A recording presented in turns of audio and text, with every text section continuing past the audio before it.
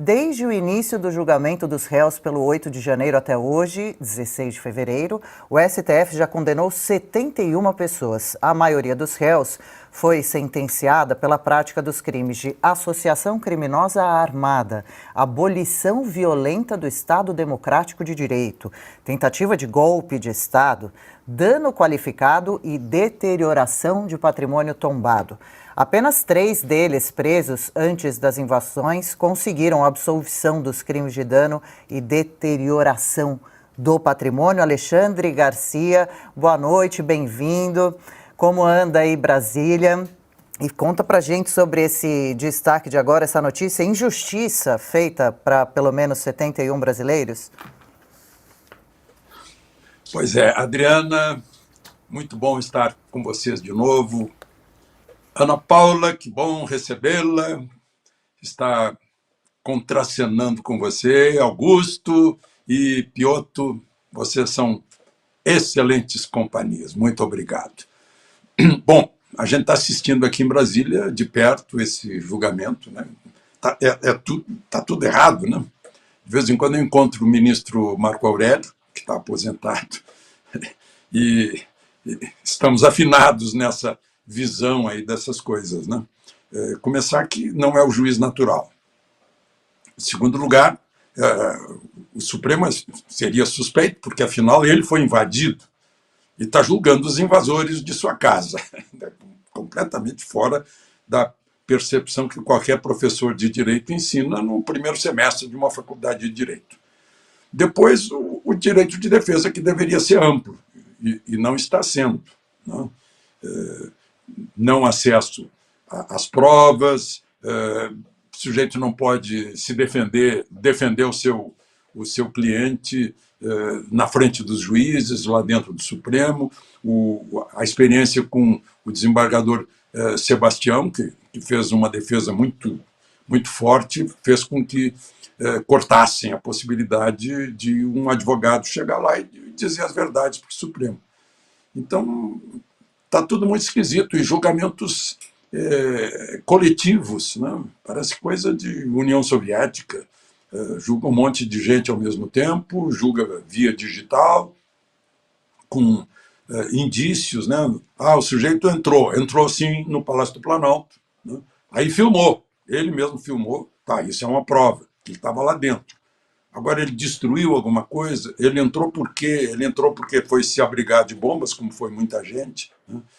Ele quebrou aquele relógio, ele quebrou vidraças, ele arrombou a porta para entrar, ou a porta já estava aberta, né? Tem tanta coisa que precisa ser investigada. Não houve essa investigação parecida quando aquele sujeito do movimento de independência ou de autonomia dos trabalhadores sem terra, uma liderança do PT lá de Pernambuco, que fez um estrago enorme na Câmara e no Senado, não houve esse rigor.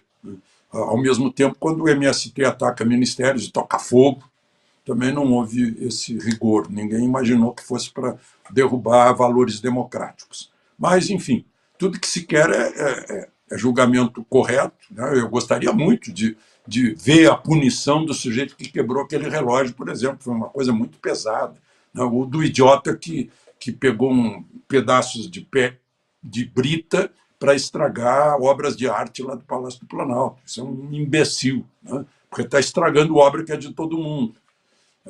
Aqueles que também brincaram de quebrar cadeira no Senado, na Câmara, no Supremo, que tem que haver punição, mas punição para quem realmente depredou o patrimônio público. Agora, os outros que entraram lá assim de bestas, né? Eu acho que punir com 17 anos ou 12 anos de prisão, como se pune um homicida, é um exagero.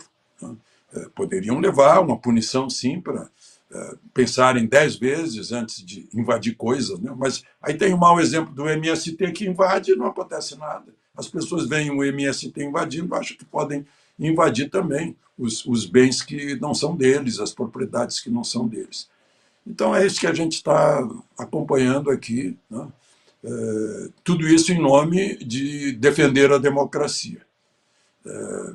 no meu artigo aí na revista Oeste, eu falo que, a pretexto de defender a democracia, está se calando a democracia, estão assustando as pessoas no direito pleno previsto, na cláusula pétrea, artigo 5º, direito de se manifestar, né? Direito de manifestar não é invadir prédio público, não é quebrar prédio público, né? Não é usar arma, tanto que a Constituição permite a reunião sem armas, né? De forma pacífica, né? Isso é restabelecer a democracia.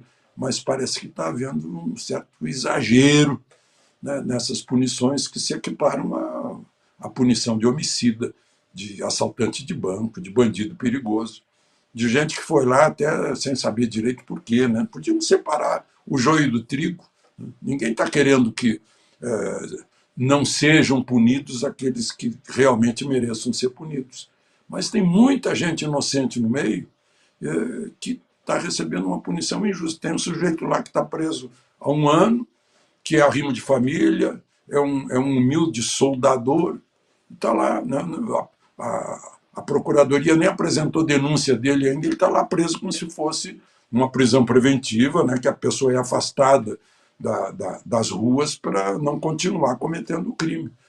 Não vejo como esse soldador continuaria a cometer invasões de prédios. Mas, enfim, o Supremo acha que está dando um exemplo, uma lição para não se fazer de novo. É isso. É difícil de entender, e Garcia bem enumera diversas falhas irreparáveis nesse processo, Piotr, ou falta de processo de julgamentos, hein? Adri, boa noite. Augusto, Alexandre, um prazer tê-lo aqui novamente. Ana Paula, querida, bem-vinda novamente. Vamos lá, a todos vocês que nos acompanham. Eu vou só reler o que a Adriana leu há pouco. Vamos lá. A maioria dos réus foi sentenciada pela prática dos crimes. Primeiro, associação criminosa armada. Quantas armas foram apreendidas naquele dia do 8 de janeiro do ano passado, de 2023? Ainda assim que tivessem sido apreendidas várias armas ou um número considerável de armas, a associação criminosa armada prevê um plano, um líder e um objetivo. Não me parece que aquelas pessoas tinham lá muito objetivo claro. Aí o segundo crime, abolição violenta do Estado Democrático de Direito. Naquele mesmo dia, à noite, o presidente voltou a Brasília e depois já teve a nomeação de um interventor no governo do Distrito Federal, enfim, e tudo continua acontecendo. Abolição violenta do Estado Democrático de Direito por aquelas pessoas com aquele nível de organização. Vamos lá, eu vou falar o crime que elas podem estar sendo, aí sim, justamente acusadas. Depois tem aqui, tentativa de golpe de Estado. Bom, isso acho que é autoexplicativo. Como é que se fez um golpe daquele jeito? Porque a lógica de um golpe requer a necessidade ou de grupos paramilitares ou das Forças Armadas. As únicas Forças Armadas ali, ou grupos militares que vieram depois do que deveriam estar, pela série de erros da proteção do patrimônio público pelo governo do Distrito Federal, mas sobretudo também pela guarda do governo federal, nós estamos falando do GSI, vieram depois para justamente proteger o patrimônio público. Deveriam estar antes, segundo o que a própria BIM informou, dizendo que, olha, é um grande número e isso pode gerar dano. Não fizeram, então prevaricaram. Vamos lá, é muito claro. Você tem uma informação e não cumpre o seu dever público, o seu dever de função pública, no caso de funcionário público, é prevaricação. Tudo isso que deveria ter sido explicado pela CPMI, mas foi sabotada pelo próprio governo, nós sabemos e já noticiamos esse assunto aqui. Aí sim vem, vamos lá, dano qualificado e deterioração de patrimônio tombado. Ainda assim era necessário, acho que Alexandre já fez menção disso, a individualização da conduta de cada um, porque não foram todos os 1.000 e poucas pessoas ali que quebraram o relógio. Não foram todas as 1.500 pessoas, ou 1.400, que quebraram uma cadeira, uma mesa, uma vidraça. Não, é uma pessoa, são 2 ou 3, e as imagens podem indicar quem fez. Não dá para dizer que alguém quebrou se ele não quebrou. Mas estava lá, como Alexandre fez menção, de alegre, foi participar do negócio, não entendeu. Até porque nós temos imagens também, sejamos justos com as imagens, as que temos, né? não as do Ministério da Justiça, porque essas foram apagadas na mão do jurista Flávio Dino, que não teve o cuidado de guardá-las. Mas vamos lá, vai tudo bem.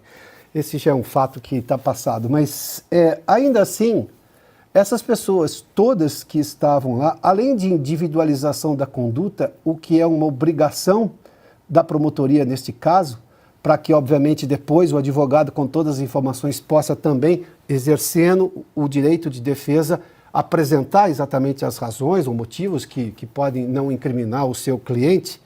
Todas essas pessoas estavam lá. E se uma não fez e a outra fez, é a que fez que pode ser punida. Porque o resto é manifestação. Aí eu recorro de novo a uma coisa que Alexandre fez menção. O MST faz muito pior, inclusive com patrimônio público, com área de pesquisa pública da Embrapa lá em Pernambuco. Nunca foi incluído nesses atos antidemocráticos. Nunca foi acusado de associação criminosa armada, e nós temos exemplos mais graves envolvendo o MST do que aconteceu lá no dia 8. Abolição violenta do Estado Democrático de Direito, nós temos coisas mais pesadas e graves em relação ao MST.